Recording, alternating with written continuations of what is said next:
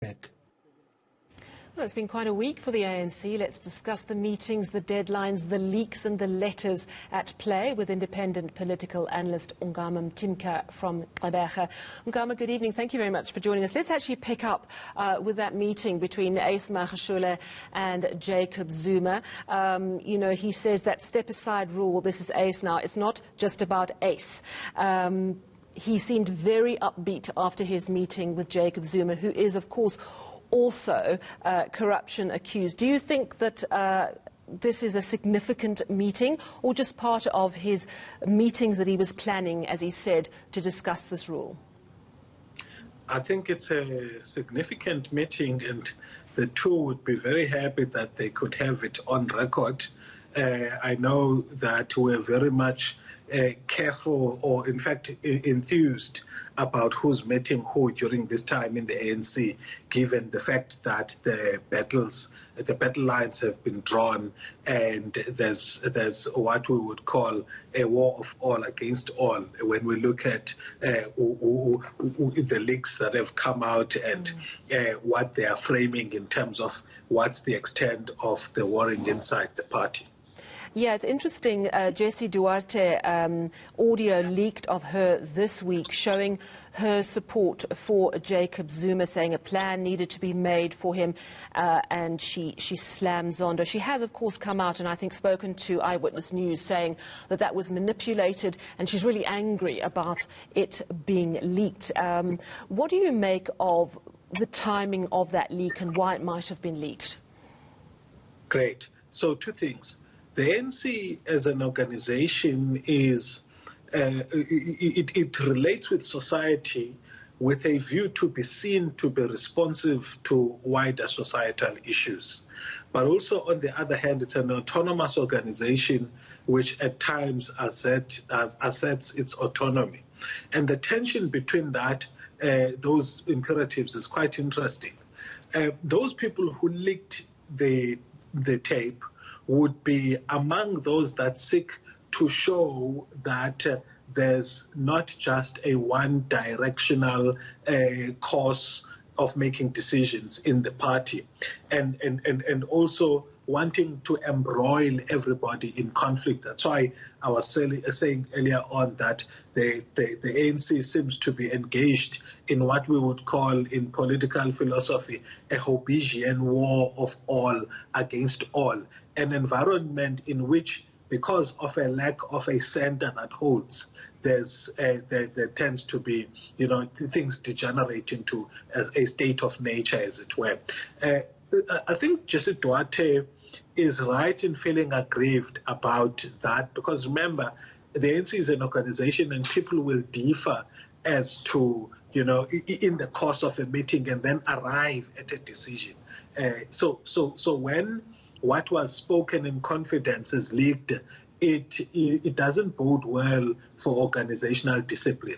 However, I do want to say that the benefit it does to society is precisely what those who leaked it intended, that it shows the decisions of the party are a lot more complex, and that it frames, it gives us an idea of what internal conversations are taking place, so that we are able to put into context whatever gets to be agreed upon.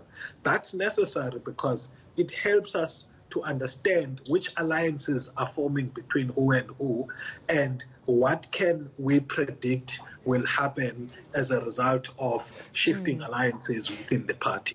It was interesting, Jacob Zuma's letter to the Constitutional Court, really strongly worded letter, accusing the judiciary of playing into the hands of his political foes. Is this him throwing down the gauntlet, saying, okay, come on, arrest me, throw me in prison, let's see what happens?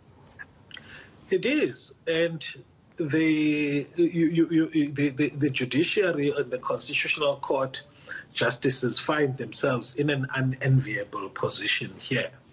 And I think that the principle of justice is going to have to be what applies. And one of the key determinants of that is the ability to apply justice in a passionless way.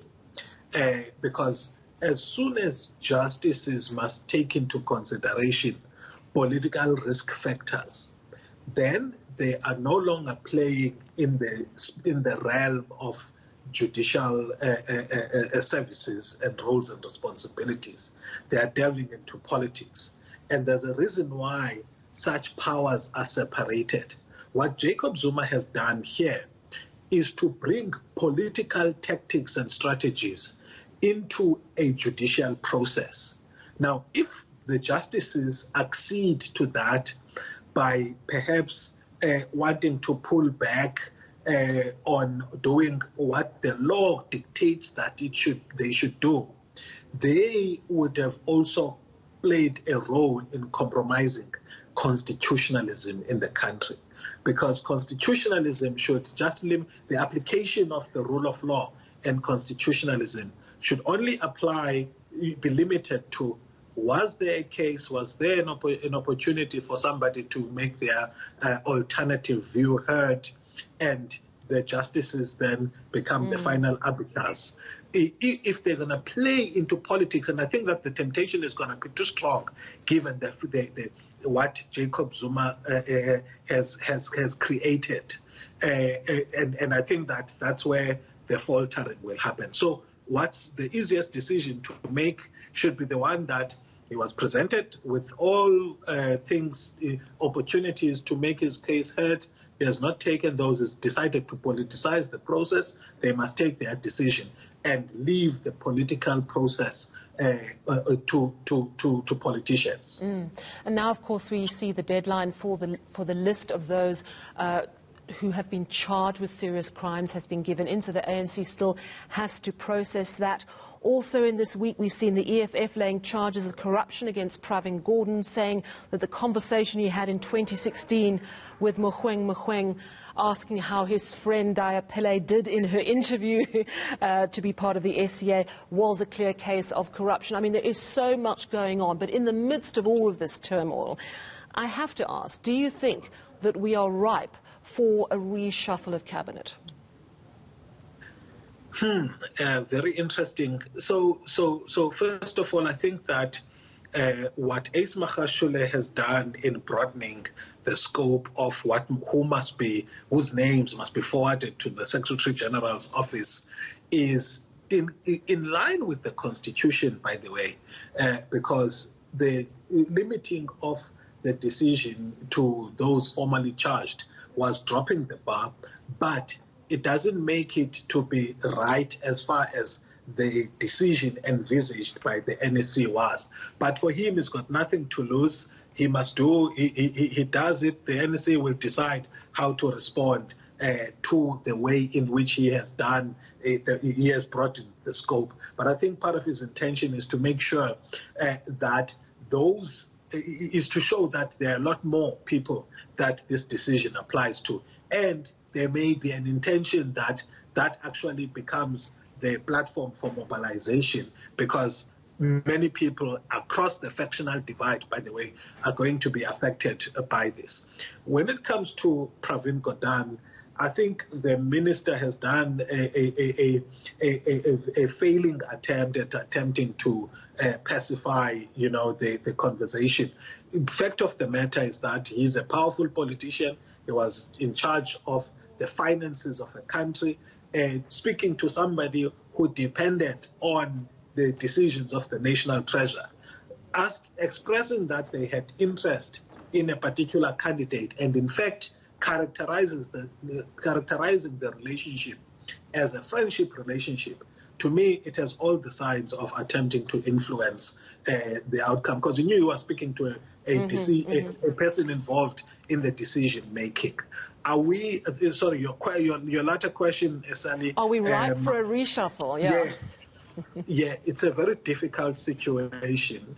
The president needs to keep allies close to him, and I think that if he does undertake a cabinet reshuffle, it's going to be those cases where, if he doesn't act, it will become unbearable. He will act if he feels that his hand is forced. Otherwise, I don't think that he's going to want to rattle feathers. Unfortunately, that's precisely a function of the structure of how to stay in office in the ANC. It's still focused a lot more on alliances than it is on questions of performance. And in order to bring it back to performance, they will need to ensure that the membership fraud is eliminated completely. Wow. And it seems like it's a long way to get there. It's a long way to go. It's been a long week for the ANC, and it's not over yet. Thank you so much for your time, political analyst Ongama Mtimka from Gqebehra. Still to come.